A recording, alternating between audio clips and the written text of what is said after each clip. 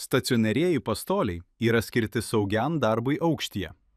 Nesvarbu, ar esate dažytojas, mūrininkas ar montuotojas ir ar dirbate ant statybinių, pramoninių pastolių arba pastolių infrastruktūros projektuose, stacionariesiems pastoliams visur galioja tos pačios pagrindinės taisyklės.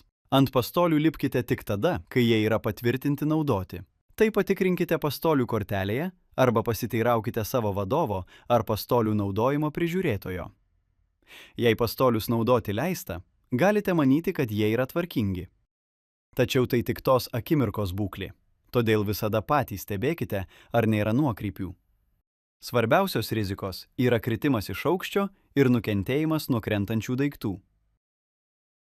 Atminkite, kad rizika kiekvienoje vietoje gali skirtis.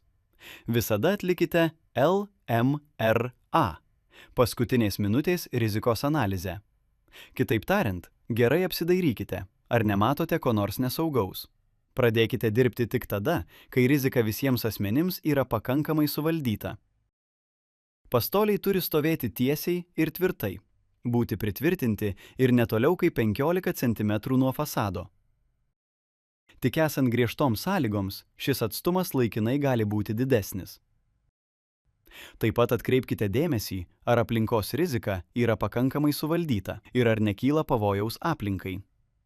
Pasidomėkite, kokį svorį gali išlaikyti pastoliai ir kaip tą svorį reikia paskirstyti. Atkreipkite dėmesį, ar aplinkoje nėra elektros keliamų pavojų. Ekspertas nustato, ar pastolius reikia įžeminti. Naudokitės tik tam skirtais užlipimais ir neužstatykite užlipimų bei praėjimų klikūtimis. Palikite pastolius tokius, kokie jie yra. Nieko nenuimkite. Tik tam įgalioti asmenys gali daryti pakeitimus. Venkite kritimo žemyn, visada būdami už turėšklų. Ant pastolių nenaudokite kopėčių. Ar ko nors negalite gerai pasiekti? Matote riziką, ar dėl ko nors dvejojate?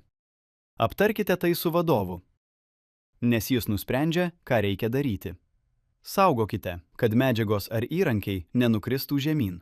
Naudokite pagalbines priemonės medžiagoms ir įrankiams saugiai laikyti ir transportuoti. Tvarkinga darbo vieta, borto lenta, apsauginiai tinklai ir sandarinimas taip pat sumažina medžiagų ar įrankių nukritimo tikimybę. Draudžiama dirbti vienam virš kito, tad būtinai pasakykite, jei kyla tokia grėsmė. Stebėkite orus. Ekstremalios oro sąlygos gali atlaisvinti pastolių dalis ir padaryti pastolius slidžius ar nestabilius. Jei prognozuojamos tokios sąlygos, paklauskite vadovo, ką turėtumėte daryti. Orus galite stebėti naudodamiesi orų programėle. Jei šios sąlygos, pavyzdžiui, audra, žaibas, sniegas, kruša ar plikledis jau prasidėjo, kuo greičiau nulipkite nuo pastolių. Žaibuojant, nesislėpkite po pastoliais. Po ekstremalių oro sąlygų ant pastolių galima lipti tik tada, kai jie yra patikrinti, jei reikia, sutaisyti ir vėl patvirtinti naudoti. Atminkite, kad saulės UV spinduliuotė gali sukelti odos vėžį. Pageidautina dirbti šešėlyje, dėvėti dengiančius drabužius ir kas 2 valandas tepti atvirą odą kremu. Esant karščiui, gerkite pakankamai vandens. Dirbant ant stacionarių pastolių ar aplink juos, iš anksto gerai apgalvota apie visas galimas rizikas ir valdymo priemonės. Taip pat pastoliai yra reguliariai tikrinami. Visgi visada gali atsirasti naujų rizikų.